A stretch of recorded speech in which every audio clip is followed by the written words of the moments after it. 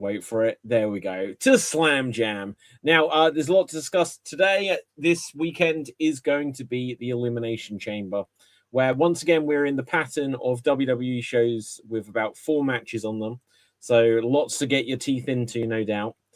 But I guess this is kind of like the current trend, because you go from war games where obviously nowadays there's a men's and a women's war game. There's a men's and a women's Royal Rumble. And now there'll be a men's and women's Elimination Chamber. And each of these matches will last about 40 minutes or an hour in the case of Royal Rumbles. And so there's not much time for any of the mid-card filler. There's not. I would think that usually on the SmackDown before the shows, there's usually like one match that's suddenly added. And, oh, okay, we usually go set list tomorrow on thing. Or in the case of that, what was that show that had the AAA show that was like right before it? Dominic Mysterio just went, okay, you and me go wrestle like later today on the other show. Yeah. It was like 5 minutes. It was like, what's the point? And it's like, you're not going to build up to any other matches, and there is literally no point. And you know what? They're going to build up to something on this pay-per-view, because at the moment I'm not really buying it. Well, the pay-per-view? Yeah. Wait, but not hyped for it at all. When you say you're not buying it, it's like on Netflix, right? Well, yeah, no, I mean literally buying it, obviously, but no, I mean, I wouldn't even if I was. You would. Yeah, okay, yeah. I just don't. I'm not hyped for this show at all. Yeah, I know what you mean. I'm not especially hyped, so I'll bring up what the full matches are. Look, so this is the preview. I haven't got the preview window open actually. Share screen. Let's grab it. Mm-hmm. Hi everyone, by the way. Yeah. Hello. Sorry, I skipped the intros entirely. Dave, say hello to the people. I already did that. Oh, hello. Okay. Right. So so you're Dave, I'm Dave, and it's just us again. It's just us two. It's just us. Yeah. Now, let's have a look here. Men's Elimination Chamber match participants meet on SmackDown. So if you weren't excited for the actual match itself, tonight these guys are going to meet each other in the ring. Are they going to do what they did, like they did when they try to hide the Money Back ladder match many years ago, where they're all just sat on ladders for no reason, and this time they're just sat on individual mini chambers? They should do something like that, mini chambers. But like, who cares about this? Like, so what? So now, and the women are not going to meet each other; they'll meet each other in the ring, basically. Yeah, who cares about that? Yeah. So, we can go over that. First of all, though, Monday Night Raw this week, the phenomenal AJ Styles, a tribute to AJ Styles. AJ was there. The first thing I saw on the Tuesday morning after it was the clip of The Undertaker in the ring going, "We have unfinished business." And I was like, do it. And it was a swerve. You fell for it. I did. I fell for it because the reaction, and I was just like, yeah, Undertaker didn't get a proper final match. And he could just like, we'll have our final match together. And I'm like, this is magic. But no, he's got his new gimmick of telling people they're in the Hall of Fame. Who else did he tell? Triple H. It's old Triple H and Stephanie. Oh yeah, Stephanie is going in. Didn't they say that AJ was the first inductee though? No, it's the latest Stephanie. Okay, yeah, the latest, the newest, or whatever. Inductee. What do you think of AJ going? Okay, I almost feel like he might have known in advance, but there is a chance that they're like, we're announcing that you're going into the Hall of Fame, so you don't turn up on Dynamite. Well, exactly. He's obviously signed some sort of contract to say that he's staying on and he's going to stay backstage in some sort of manner. Otherwise, they wouldn't be giving him the Hall of Fame induction this early on, I don't think. So yeah, but it's deserved. It's a 10-year, pretty much straight through. Obviously, some injury stuff and all that sort of stuff. And they gave it to him in spite of him saying in the week that WrestleMania isn't the PLE it used to be. Yeah, no, absolutely. Lost its luster. Well, all of them have, because this thing now they're PLEs.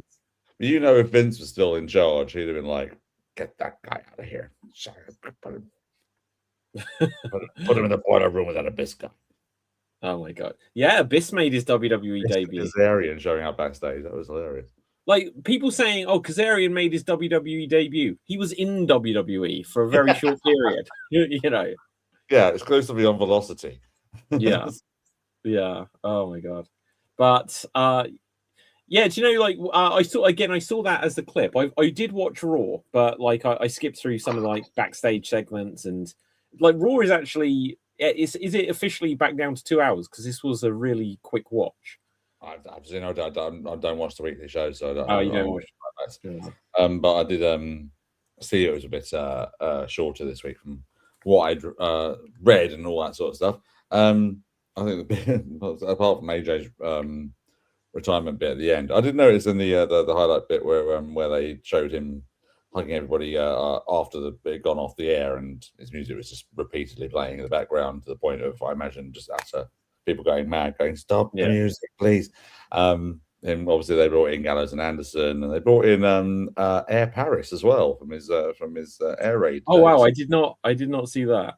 He was the guy. He was the guy just before he hugs Abyss. Before Abyss goes over to him, completely out of character, going, "Oh, I love you, buddy." Oh. The guy that he hugs before that is the guy who used to be in the tag team air raid from WCW. Yeah, that is a fun callback. They should have been like on the main show, because they were like I've only seen tiny bits of that. But you're right. When I then watched the whole show, because what was interesting is that they did the tease again where AJ was like, put down his gloves.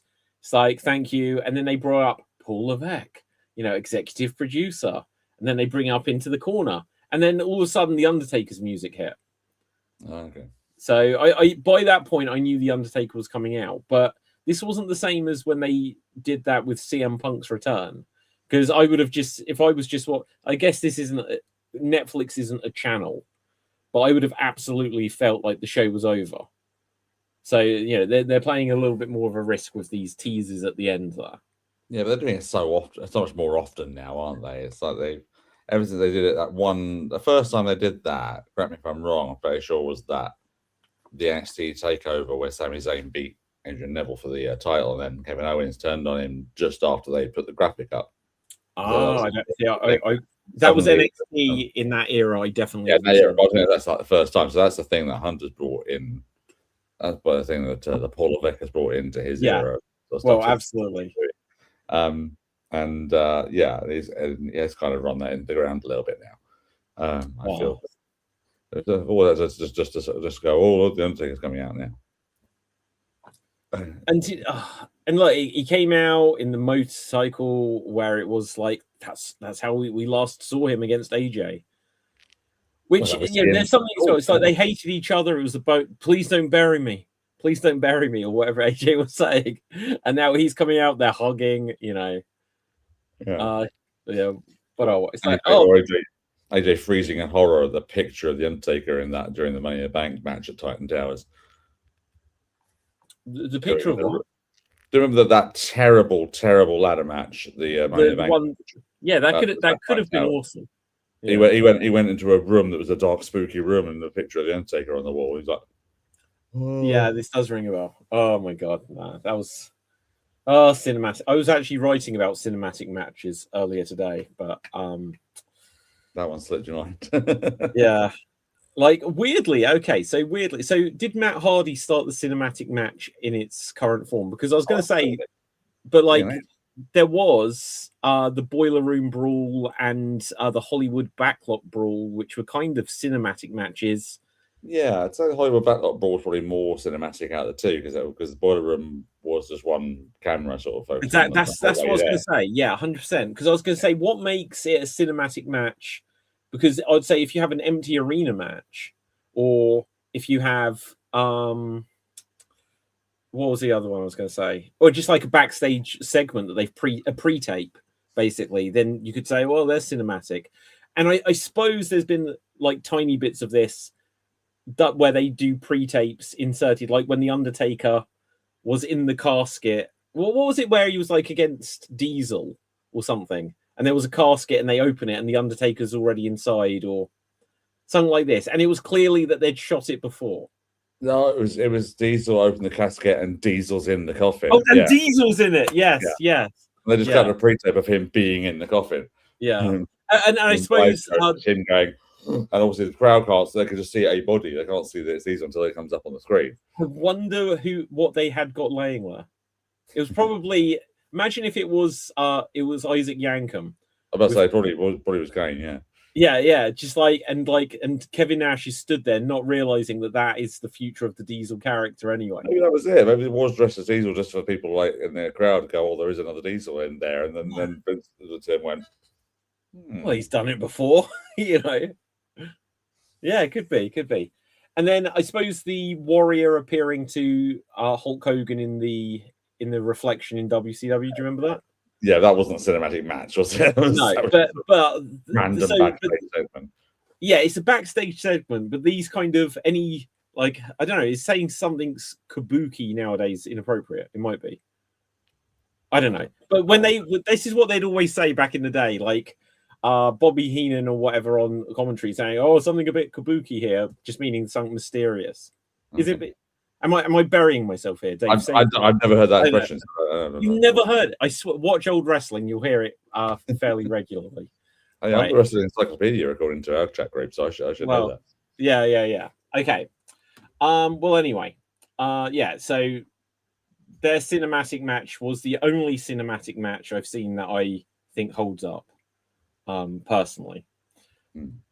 Like when I saw Final Deletion and Ultimate Deletion, stuff like this, it's kind of fun, but yeah, they don't hold up as logical pieces of reality, I suppose.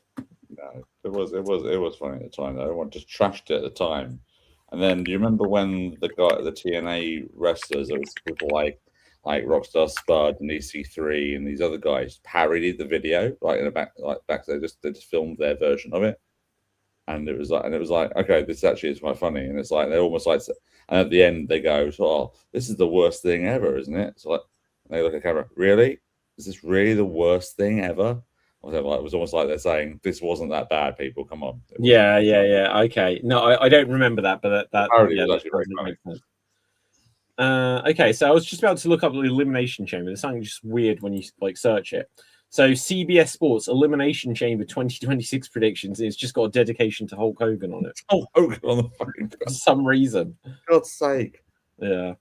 Okay, but so let's go through, because I guess what we can predict from it is the order they're going to go in. That isn't. We can guess like who's in first, who's in last, who's eliminated first, and stuff like that. Oh, I did that on my little prediction league that I do with wrestling. So I can tell you what I thought. Okay. What do you want to do? Shall I give any thoughts first?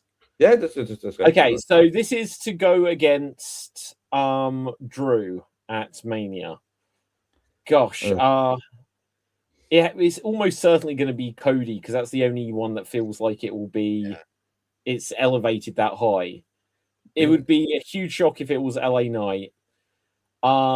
Evans and Williams are, this is elevating them. You can't send them straight into WrestleMania from this. No, and I pray to God it is not Uso. I pray to God it is not Jey Uso. Considering most of the reports were it's supposed to be Bronson in there. Obviously, what happened to him happened, and well, that was interesting. So, we didn't cover that. So, what was the man in the mask just waiting in the wings, and suddenly like, no, we don't need you. We don't need you. Shane Morris screwed himself out of it. Yeah, I get the impression from like watching the sort of like the Win and Jay sort of like a fixed expression of like, okay, this is weird. I've got to go to Chicago now. The sort of look on his face. So you're saying the thought was Jay was going to not win that Bronson was going to win? Reed was supposed to win it. That's what I got the impression of. Really? Because like the whole shtick has been that the masked man comes and takes out all of the Vision, and you thought Bronson was going to get through.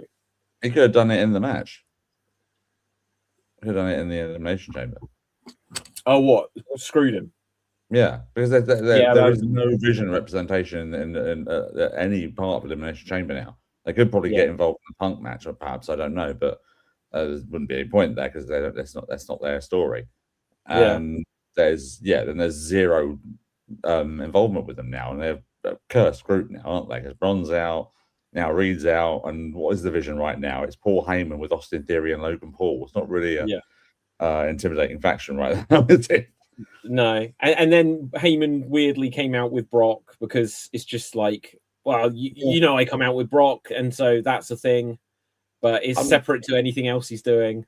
Yeah, but I'm liking the idea of that though. Sort of like the idea of it's going to be an open challenge and advertising which Raws he's going to be on from that point on in the lead up to it, which means that they're giving the opportunity for anyone to accept the challenge. And I could foresee that there'd be like people coming out to do it, but Brock would take them all out and things like that. So you have people like I think I said while someone was on the show, I would really like Ilya Dragunov to like be an opponent of Brock at some point, just because I've been a fan of Ilya for a long time and I would like to see that happen after their little attraction at the Rumble. I could see him being like maybe like the penultimate one, almost like that. Say you had this moment, you had to like throw me out with like all the venom you could do and all that sort of stuff, and or whatever they could do there. But eventually it would end up being like maybe a week or 2 weeks before WrestleMania that Obafemi is the one who accepts it, and he's not as easily taken down as the others have been for Brock. And so Brock, okay, let's do it. And accepting the challenge that he gets that he gets challenged on, that sort of thing. Obviously, on the other hand, did you see the clip of Brock at the Rumble where he basically, when Jey Uso's music's been hitting, and he basically calls out to Cody, "Eliminate me." Which what was that about? Was he injured, or did he just like, not this guy? Well, no, there was a thing. Well, there was a video that went out of someone obviously taking some stuff on their phone, and it went out this week, and he audibly calls to Cody, eliminate me. And you know, when that happened at the Rumble, when he just went out while Uso was still making his entrance, I had a feeling it was like, I wonder if Brock's just done that so no one notices he's been eliminated. And he's just done that as a thing of like, say, screw this, and I'm out. And it seemed that way. It seemed like you could literally hear him and see him mouthing, "Eliminate me" to Cody, and then obviously the night take him out. And there's another bit later on with the cameraman at ringside who just goes, it's just like, okay, he's looking out to say, what was this supposed to happen? What? Anyway, enough about Brock. What were we talking for? Chamber, yeah, of course. Chamber. Okay, so I don't know. You were talking about Elimination Chamber. So I'm just on the fact the last thing I saw them do with this person on SmackDown was them getting screwed out of a match result, losing to Aleister Black. I think Orton might win Chamber. I'd be happy with that. I'm going to go with Orton McIntyre because they've done Cody and Drew. Yeah. It's done. They don't need to do that. Unless they do something where, if they did do Rhodes and Orton winning, but then they have Rhodes beating Drew in a sort of like a sudden challenge match or something like that. He challenges him on SmackDown, says, "I'll put my career on the line," or something like that to get Drew to put the title on the line, and then he wins it, and then Mania ends up being Orton and Rhodes, which I think would be a much better Mania match. I agree.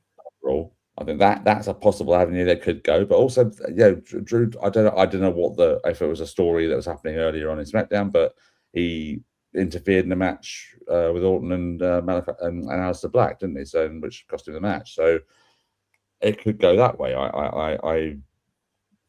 If I was going to do an outside bet, I would probably go with Orton, just because I'm kind of sick of Rhodes just winning everything. I would be really happy with that. I don't know how long Randy Orton plans to keep wrestling, and you don't know because he was almost apparently out of it a couple of years ago. You know how long it's realistic for anyway. I would load him up with another world title or two just to bring that whole. Is he going to break the 17 time, or is he going to get his 16 time and stuff like this? Is that still is that still in play? Because is he 14 time currently? I don't know. I think he's a 14-time world champion, and so he is the only person that feasibly could do challenge this record, except for Triple H, who was also, I think, 14-time, but obviously exact same reason. It was so weird with Triple H. He let Randy beat his record. Yeah. So WWE Championship 10 times, World Heavyweight Championship 4 times. Yeah. So 14-time champion. If he won one more world title, people would just be looking at him the rest of his career. Will he reach that Ric Flair status? You know, and then I don't know. I would do that. I would be very happy for that. I'd be happy for LA Knight, not really at WrestleMania, to be honest. Cody, I kind of expect it, but I don't know what you do with Cody at Mania if he doesn't, unless you just find some way for him to go against Jacob Fatu in some sort of big cage match or something like this. Yeah, I think probably Fatu is the way to go. Yeah. Where it's revealed that he was the one who attacked Jacob. Maybe that's how you get there. Yeah. Okay, so I think starting the match is going to be Cody and Javon Evans.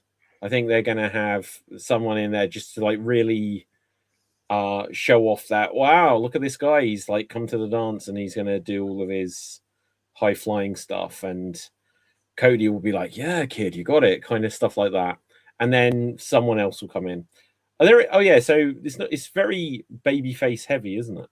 Oh yeah, there's no heels in this one at all. It's all wow. Face.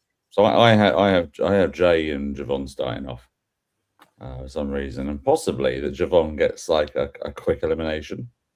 Oh, he eliminates Jay or gets eliminated?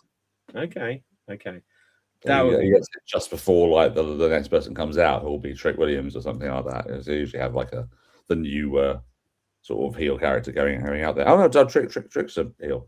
Yes. That's the other thing, isn't it? Obviously, Bronson would have balanced that out a little bit as well. So if he had been in there. But yeah, no, I think entry-wise, it'd be Jay, Javon, then Trick, then LA Knight, then Rhodes and Orton. Okay, just very quickly, coming back to the whole Bronson thing, right? So when Bronson sort of like jumped down to break up a pin, and he instantly got up and he was like, my arm. And then the next thing I saw, he was like on the ground outside, like with a referee. Couldn't like if I was Reed, and perhaps they just didn't have a guy in a mask like waiting, but I'd have been like, you need to get some guy to come and take me out. That would have been the perfect time, just to put like a hood on and just come and stomp me or something. It's weird they had that situation happen on Dynamite yesterday. Did you see the women's tag match yesterday? Where I have not seen Dynamite this week. I'll tell you something about Dynamite in a second, but go ahead. But it's interesting you say that, because they had to do that during the women's tag team title match. There was Megan Bayne and Penelope Ford, easy for me to say, against Harley Cameron and Willow Nightingale, champions. And it's tag team title match. Then Penelope hit this top rope moonsault to the outside, and barely anyone caught her. There was no to hit. I did see this. Oh my god! So what happened? I saw the moonsault, and I saw that they seemed to part, and she went in the middle, right? Yeah, pretty much hit the ground. And after that, she sort of went back in the match, sort of tagged straight out, and didn't come back in the match. She saw her sort of get off the apron, where obviously she's communicated to the referee that she's hurt, and the doctors have come to ringside and evaluated her, and basically just kept her out the match for the rest of it. So they needed some kind of thing, because basically it was Megan Bayne on her own against the champions, and that's not the dynamic they want. It's the heels are now on the underside, so they had their new cohort Lena Cross interfere, causing a DQ, and then the two of them beat down the champions. So they had to call a completely different finish. So you're saying about having someone on standby to a man in black. In this case, it was just they just said to her, right, get out there now and cause a DQ for him to get this. I've said this for on and off for years, but I've definitely said it on the show a year or two ago, where I said, like, so the Jeff Hardy situation in TNA all those years ago with Sting, like Eric Bischoff came out and tried to buy some time. Why wouldn't they like send out Matt Hardy, or if he was part of whatever? I forget what was the group called that Jeff Hardy was part of as a heel? Like it was like Infinity or something. Immortal. There you go. Right, Infinity. But yeah, it's like they could have sent out some other people and said this is now a 6-on-1 handicap, or something like this, and had a screwy finish just to have someone else. But like Matt Hardy was the obvious one. he's going to come out and be with his brother and stuff like this. And I think you should always just have, when you've got your sheet of who's wrestling, you should just be like, pick a heel, pick a face, and so that they are on call. So if you need someone to run out, and it's like, we just send out a heel, start beating down, and they're like, why is he suddenly doing this? You can work that out next week. You can work it out next week. They just need to have someone on standby, because the amount of times that there's just been someone down, and like on this Raw match, it's an interesting dynamic because the original El Grande Americano, which I think he got no reaction when he came out with that. Like, they killed Chad again. Great match still really good match. He picked up for a belly to back suplex Bronson, just before he was injured, and it's just like, this is a crappy gimmick because he was meant to be a heel, and trying to make the original Grande Americano a face when everyone still loves Kaiser as it, and they liked him as a heel. None of that works. But sorry, I digress. That's right. You should watch AAA then, because basically over there they have reversed the roles. Original is the heel, and that's interesting. Mexico loved Kaiser's Grande Americano. They loved him. Yeah. Oh, every time I've seen it, like, he comes out singing, he gets a hero's welcome and stuff like this. Yeah, and Dominic's the face there as well. It's weird. Yeah. But anyway, so what I was going to say is that Bronson gets injured, and his two opponents in this no disqualification match, because they even were saying when El Grande got Jay in a like an ankle lock or something, he was like, you can grab the ropes, but there's no disqualification. There's no disqualification. It's like, why aren't they attacking Reed? Pin him now. Put him back in the ring and lock him into something. Put him in an arm bar and have him tap. Yeah, but they can't, can they? He's actually hurt. They can't touch him. So, they need to kind of figure out some sort of protocol, some sort of like ruling where there was another match which they said was, Natty wrestled Maxine Dupree, and they were like, it's a referee stoppage. It's like, well, Bronson Reed, that was a referee stoppage, except for it's a 3-way. So is he eliminated from a non-elimination match? I or guess should it have been the other two both win and go in the chamber, and they're in a pod together? What, together? Do it. Do you not remember that horrible tag team elimination chamber match? Come on, you can't put them in that together. Do you know what? I think I do actually. Who was in that? Oh God! Oh, don't ask me. It was the mid-2010s tag team roster who was in it. Yeah. Oh my God! Yeah, they were in it, and they were all three of them were in the pod together. That was wow. That was about it. I think Luke. Okay, so anyway, so that is the men's elimination chamber. I think I'm going to go with. I think Code is going to win. I hope Orton, wins that. That would be my pick. I have grown to like Randy Orton so much more than I ever used to. Yeah. So I would like to see him back it properly in the main event or as a world champion again. For the women's. Sorry, go ahead, Dave. That's all right. You literally said what I was going to say.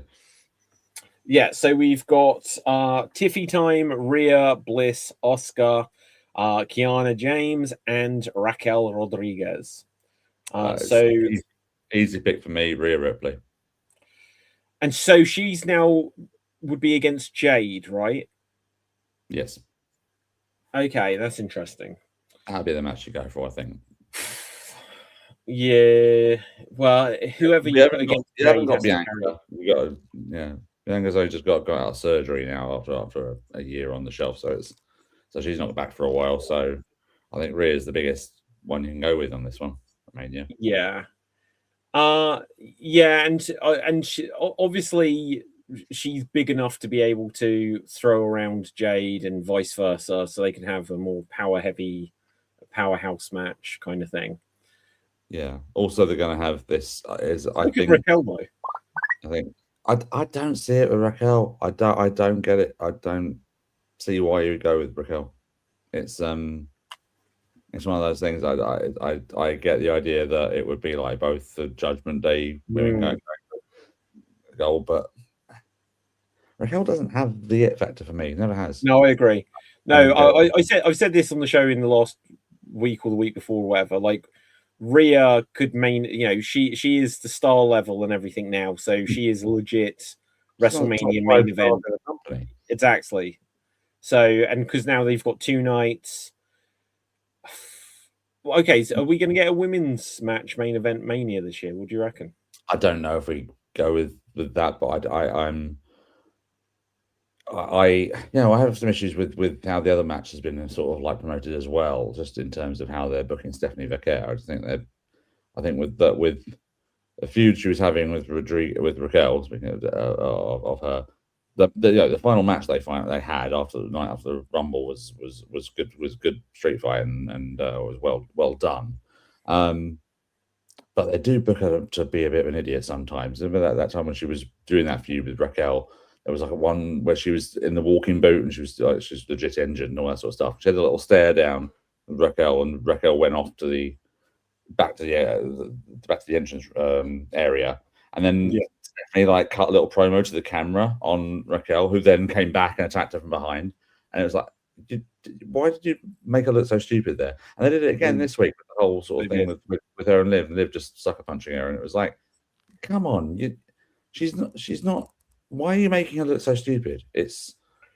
I think you can have like a face character that can get attacked or things like that if you get them completely unaware. But when she's literally looking at them, it's not like she attacked her from behind. She was facing her. It was pretty good, like, so because she got the microphone in her hand, like the sucker punch sounded like it absolutely knocked her out, and she dropped like a ton of bricks. The thing I didn't like in that moment actually is Cargill's meant to be a face, right? Is she not a face? She's a heel, mate. I never took her. She's not doing any heelish things. She just comes out with a entrance, and that's that. Yeah, she's been a heel since she attacked the title from Tiffany. Oh, okay, I guess so. I guess for a while, but and doing the whole thing with Jordan Grace. Yeah, I get that she's doing like honourable things like beating Jordan Grace with one arm and things like that, which would be a face sort of like thing to do. But it's confusing in that respect. But I was also going to say, I think I saw in the graphic you put up a moment ago, are Rhea and Io defending the tag titles against Nia and Lash Legend on SmackDown? Let me go back to WWE. Title match, and they're probably losing the titles if it's a title match. Oh, let's see what it says. They're on the graphic there, but I don't know if it's a title match. Well, there you go. So if they lose, then that will help inform us about that match. Yeah, and that'll free up Rhea. She'll probably get beaten down in that one. That'll make the comeback story even bigger, wouldn't it? Yeah. Sort of stuff. So I would imagine there's a title change there, and that, like you say, that sort of frees them up a little bit. And Miz is doing a job. That'll be fun. I don't get, like, the Miz is permanently like this joke to me, that it's like he doesn't seem like he should ever actually beat anyone anymore. This is a foregone conclusion match, whereas he's a former 2-time world champion.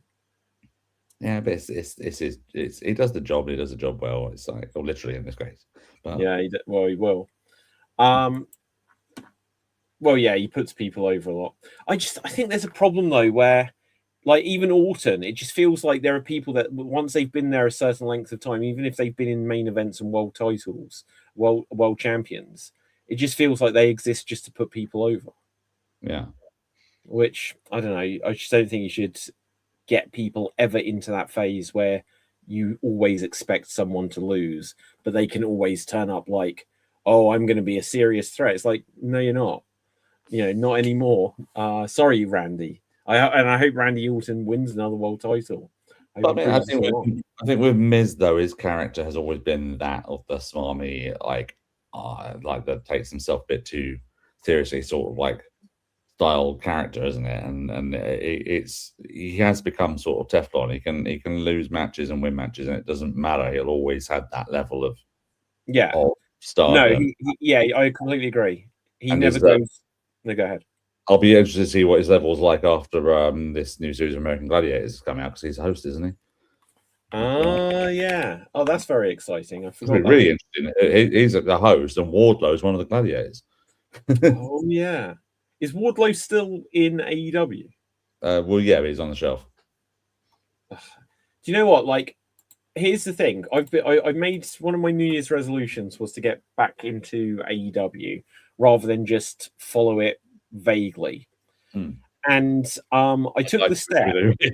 Sorry, like I do with WWE. Well, yeah, no, right. Well, like even with WWE, there's been so many shows where it's like, oh, now it's on Netflix, and I could watch it so easily. I just end up not. So what I try to do is like, okay, I can watch it on my phone. If I'm doing something, it can be on. I can be following it. And so I was like, because I used to pay for the AEW on Trill or Fight or whatever it was at the time, until they screwed me, which was a whole thing back in the day, a year and a half ago. Yeah, that's where they just like ended it when I ordered a pay-per-view. And they were like, well, it's a new deal. And I was like, no, I've paid for this. You've charged me twice, and now you're not giving me the deal. And so after that really lost me for a while. But I'm like, it's always been on ITV here in the UK. And I'm like, it must be on the equivalent of iPlayer. And I found that it was. And so this week, I was like, okay, I'm going to catch up. I'm going to see the last Dynamite that's on there, which I assume was from last week's. And I get a certain far in it. I'm like, wait, Powerhouse Hobbs is on this show. I don't know how old the episode I was watching was, but I was like, oh, okay, I guess I'm nowhere. This isn't up to date after all. So I clicked on what I thought was the newest episode, but it wasn't. The Society of League Players so user-friendly system. Yes. Well, you know, it was crazy. Like, I might find it immediately here now. But when I went onto ITV, it like, and I searched AEW, nothing came up. Oh, really? Yeah, I'll try it like here. I'll try All Elite Wrestling. I say there might be. See that might be it. AEW search, and yeah, it just doesn't. You can't see it obviously, but it just comes up with Olivia marries her match. Everything's Olivia Atwood. Atwood. I'm gonna say, yeah. Shock and awe trumps return. It's got it thinks I mean the word awe. AWE. And the movie Castaway. AWA maybe. But yeah, so I think All Elite. That is terrible. If someone at ITV, All Elite, does it come up? Yes, it does. So you're right. Dynamite and Collision. So that's how I will get back into it. Because it being on ITV at midnight, 11:30 at night, that was always like, I'm never going to bother, even though the alternative was paying for it before. But I'm like, at the moment, I'm like, nah, this will make sense just so I can dip into it a lot better. Because at best, I try to, on wrestling Twitter, see like highlights. But Twitter, you're off Twitter and on Blue Sky now, right? Yeah. Right. So wrestling Twitter or whatever, Twitter as a whole thing, I'm now just getting random videos. You'd never know from my account that I follow wrestling.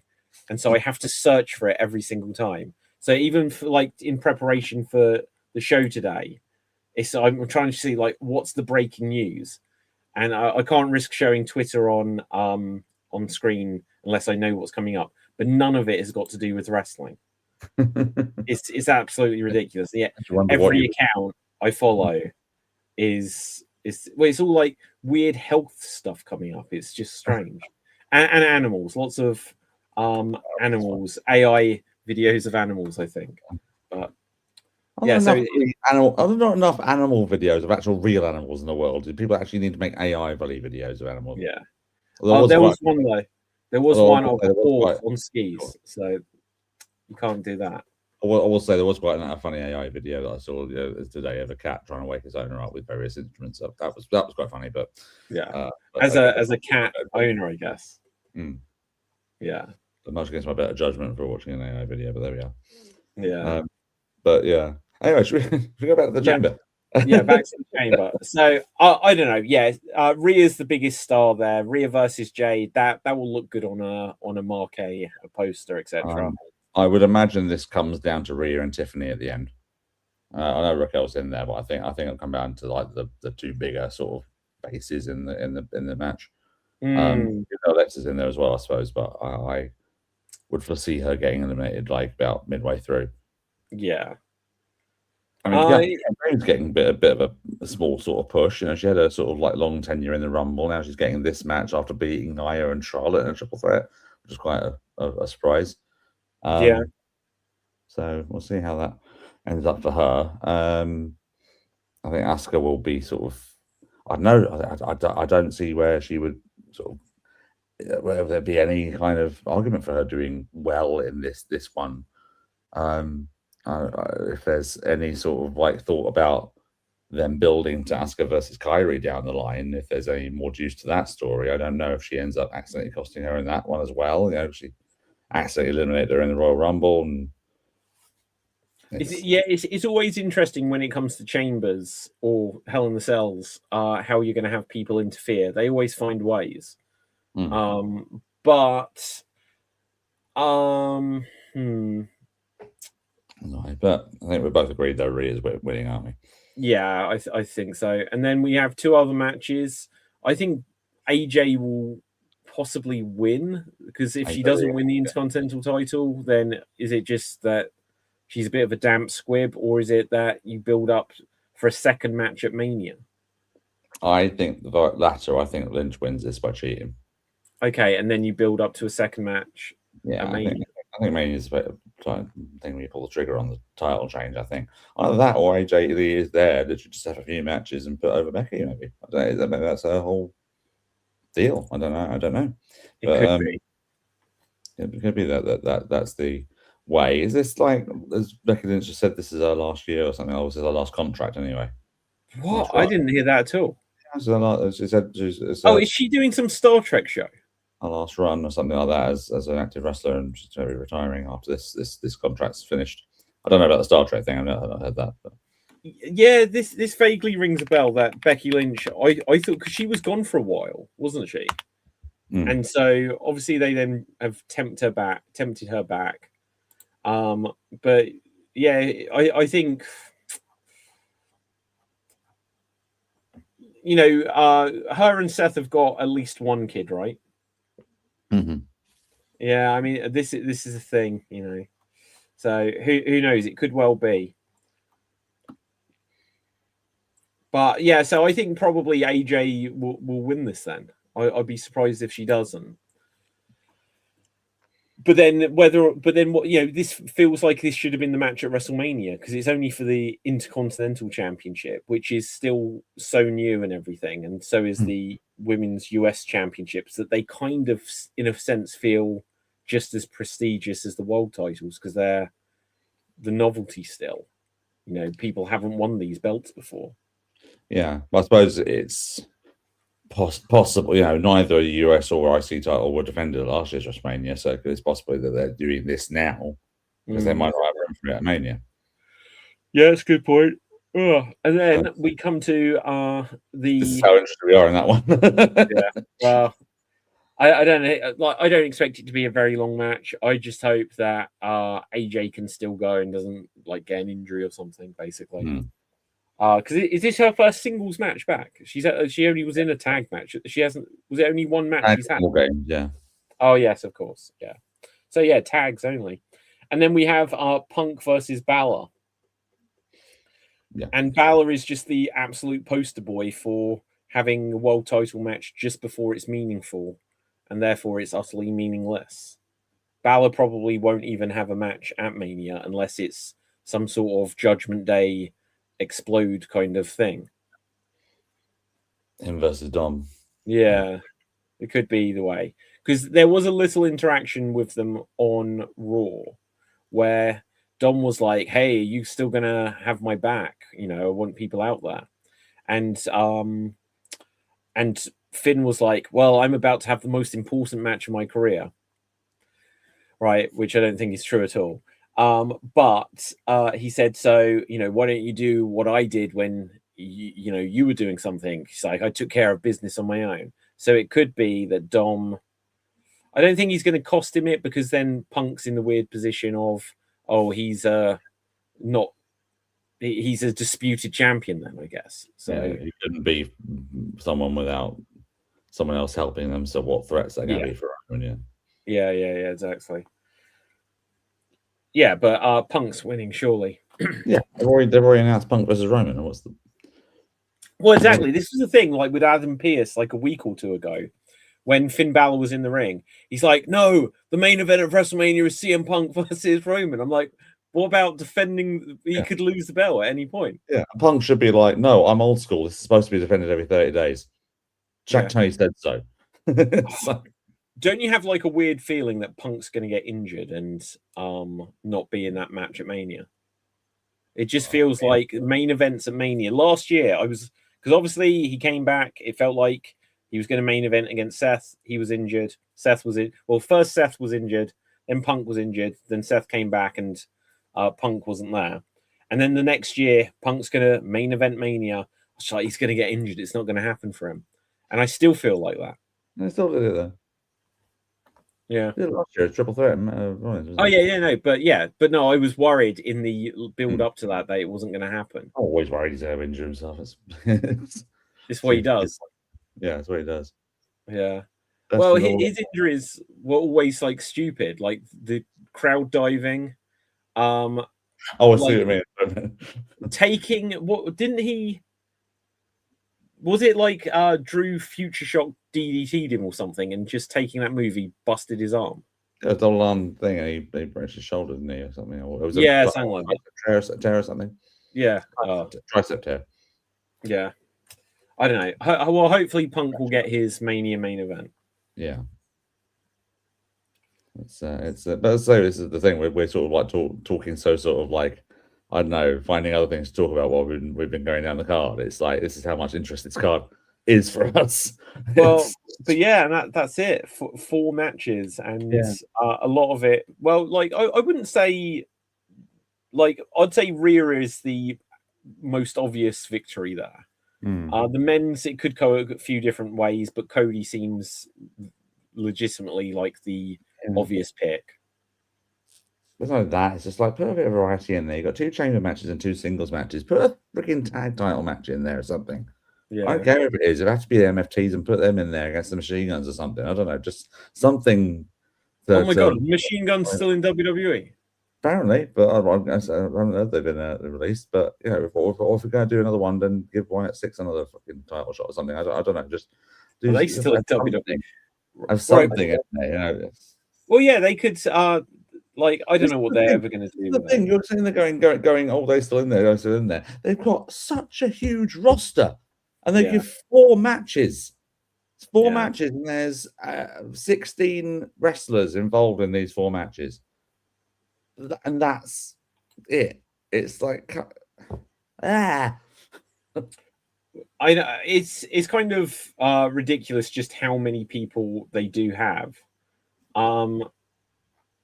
Well, Tommaso Ciampa goes off and goes to another company, and Johnny Gargano is now like trying to go viral by planking everywhere. It's like this. That's a terrible storyline. It literally looks like. Have you seen like when someone falls over in Family Guy? Family Guy, flat on face. The knee. No, not the knee, not the knee. It's just that when characters fall over, Family Guy, same thing.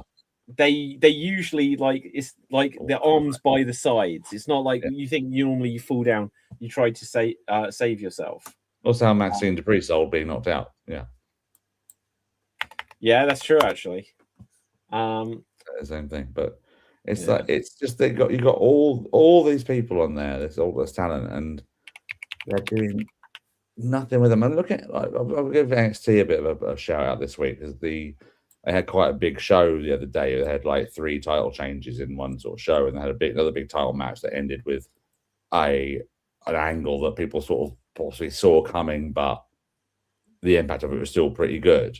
And on that show, even though some of them are like, they're not like, barely any matches go over 10 minutes. The ones that do go over 10 minutes are usually like the big title matches in the main events and things. But they've got loads of people on the shows every week. They've got little segments here. backstage. They've got talking segments that don't outsay their welcome. You've got matches that are either squash matches to put people over, or you've got quick angles and things like that that are there to really sort of put people over. And yes, some of them are like speed title matches and tour tournament matches now, which obviously the whole point of that is that they're fast matches. But they got so many people in there. I can tell you there was at least like 6 angles that advanced on NXT this week. And it's like how many other shows had that happen in within the time frame they had? They had like a strict 2 hours to do that in. Yeah, quite a lot, and with quite a lot of people in there as well. But they've got people, over to an extent. They had like this new group called the Vanity Project who won the tag titles.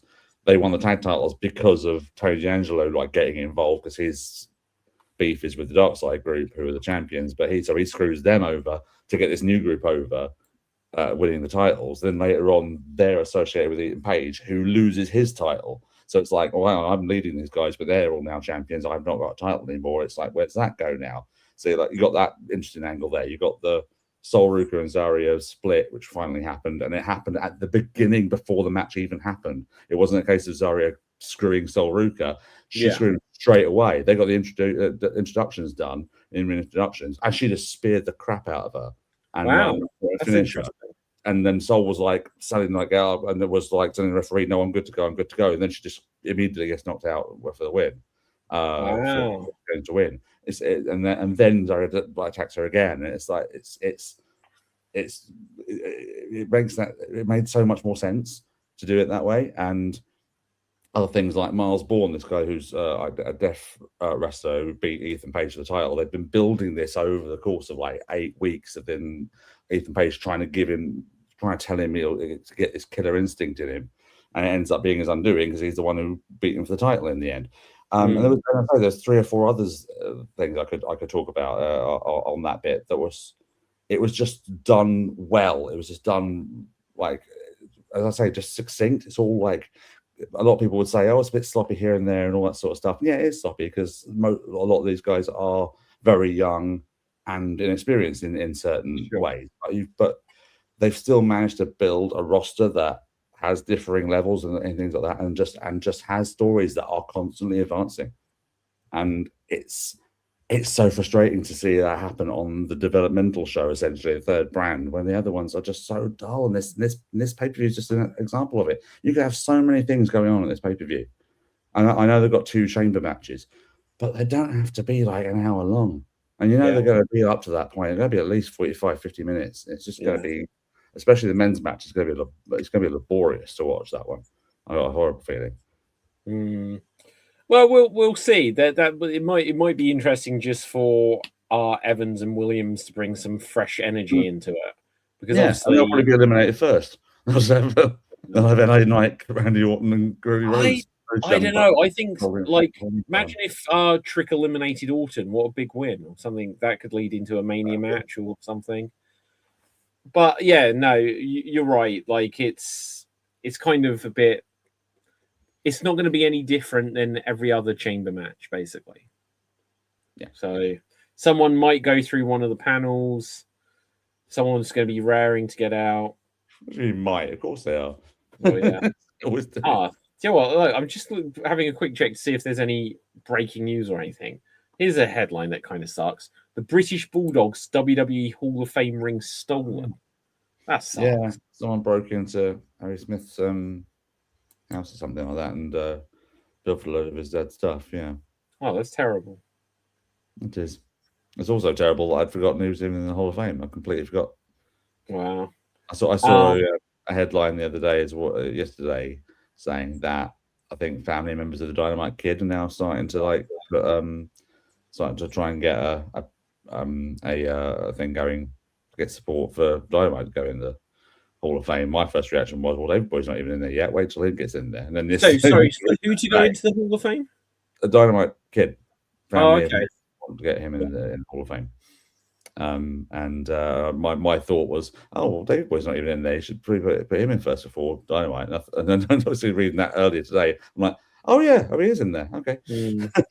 Well, the Hall of Fame has just changed so much because of the pandemic, where now they have like one Undertaker or Paul Heyman gives a huge speech and everyone else gets like 2 minutes kind of thing. Yeah, no time for Molly Holly.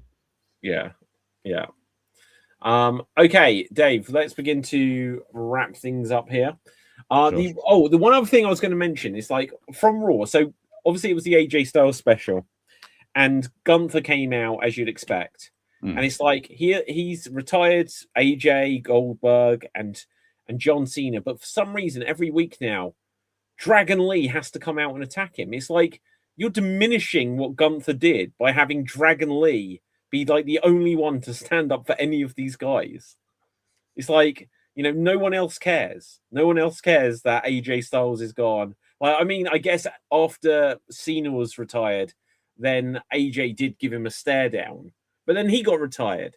And it's like, so now Dragon Lee's going to avenge it for Goldberg, John Cena, and AJ. It's just like, I said to you before, though, of those matches, AJ's was the only one where his career was on the line, so it is a little bit different. Yeah, okay, yeah, that is a very good point. And it is, and he's pissed off that he's obviously his tag partner has had to retire, but he's more annoyed that Gunther just keeps bragging about it, so he's going to try and do something for it. And I know, obviously, last week you and Gav were saying it was quite heelish of Dragon Lee to attack him during his qualifying match and chamber qualifying match, but I'm all for it. I like the sort of this little push of Dragon Lee is sort of like this luchador who won't stand up who won't stand for the bully getting his way. I think it's quite refreshing. That's what I'm saying. It's about the new faces and the storylines advancing on NXT. At least it's someone different. It's not the same. Yeah, okay, that's a fair point. It's a fair point.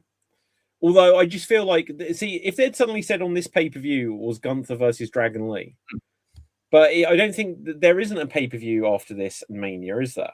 No. So Dragon Lee just on Raw will be squashed. There's no way that... Oh, there could be. But there is no way at WrestleMania Dragon Lee versus Gunther. No, they wouldn't do it for Mania. There probably will be a Raw main event, maybe, and things like that. I don't think it'll be a squash. They put too much... not a squash. They'll give him a bunch of stuff, and then he'll just catch him in a in a sleeper, and then that'll be it. Yeah. Gunther will no doubt win, but I think he's smart enough to know that he needs to give Dragon Lee a bit of offense. I think if it's anything like, I would love it if they did the same finish. There was a match in WXW, which was Gunther, or Walter as he was at the time, against Ray Phoenix. WXW, where's that? WXW, Germany. I thought it was promotion. And it was part of the 16-carat tournament. It was a first-round match, and it was absolutely brilliant. Really brilliant match of like the size differential of the two of them, but Phoenix just proving why he deserves better than he's getting at the moment on SmackDown, and just like what an unbelievable. Anyway, there was a point in the match where Gunther ripped his mask, and I don't think he meant to rip it quite as much as he did, but the point where it was coming off and things like that, and a fan stood at ringside, took a mask he bought earlier for merch, to Ray Phoenix, and threw it into the ring for Phoenix to switch masks so he could have a mask. That's incredible. And the reason, but it became apparent later on, the reason he did that is because later on the finish of the match, was Walter switching his mask around so he couldn't see, and so he couldn't see, and then grabbed him in the sleeper and took him out. If they do that finish, that would be really, really good. I think that would be cool. That would be cool. If he does end up doing the match with Mysterio, I think it's rumored at Mania, then I hope they don't do that finish there. But I think it'd be fun with them if they did it with Dragon Lee. Yeah, no, I agree. Awesome. On that note, let us. Oh, hang on. Right, sorry. Saying about AI. Sorry, this thing again. Have you seen this? Antonio Inoki to be a humanoid android Inoki. I read you linked it earlier. What the is this about? Yeah. They're making a robot with an AI based on his personality. So this is the scary side of AI and robots. The Terminator coming true. It's a robot. Yeah. So are people just going to line up in front of it so it can slap you? Is that what I hope so? That's what happened in this. got a clip of him in his retirement thing, and just a line up. of wrestlers. Yeah. And just smacking him to that. Yeah. Oh my god. Well, anyway, Dave, where can the people find you? At David Jervis Green, most places. At LAPD Improv, my improv related stuff. We've got a show coming up end of next month on the 27th of March in Southend at Caddy's Comedy Club. So have a look on wegottickets.com for more information and tickets for that. Okay, my name is David Pstansky. You can follow me at everywhere, David Pstansky, but also Slam Jam Show or Slam Jam Wrestling. Once again, I need to clarify what the accounts are for this thing. But I've been creating a lot of Slam Jam related content that I'll hopefully be sharing in the next week or two. I've been rolling out tons of different content for Extreme Improv and Geek Battle, and Slam Jam is next on the list. So I'll be sharing all of that soon. But been doing a lot of writing. So with that, until next time, stay safe, always stay extremed, and ciao for now, you Slam Jam bronies. Boom, and we're off the air. Yeah.